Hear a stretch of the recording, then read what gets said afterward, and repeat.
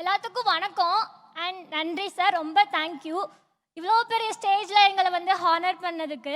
எவ்வளோ பேருக்கு இந்த ஸ்டேஜ் கிடைக்காம ரொம்ப ஏங்குறாங்க. ஆனால் எங்களுக்கு ஸ்டேஜும் கிடைச்சி, பேசுறதுக்கு மைக்கும் கிடைச்சி, அதுக்கு மேல் த கிரேட் லெஜண்ட் எங்கள் பக்கத்தில் இருக்கிறப்ப ரொம்ப சந்தோஷமாக இருக்குது.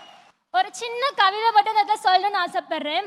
எண்ணில் அடங்காத நட்சத்திரங்கள் நடுவில் ஒளிரும் வெண் நிலவு ஒன்றே, அது போல லட்சக்கணக்கான மக்களில் ஒருவர் தான் தலைவராகிறார், மக்களின் தலைவராகிறார்.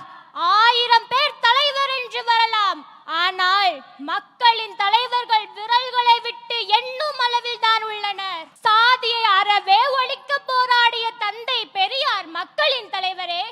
ஏழை பிள்ளைகளுக்கு கல்வியை அள்ளித்தந்த காமராசரும் மக்களின் தலைவரே.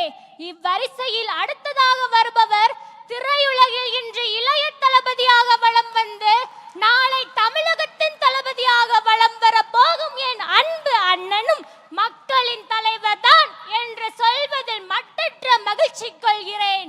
பாரதி கண்ட புதுமை பெண்களை மீட்கவும், இளைஞர்களை சிறை பிடிக்கும் போதையை ஒழிக்கவும், போர் ஒன்று தொடக்க போகிறது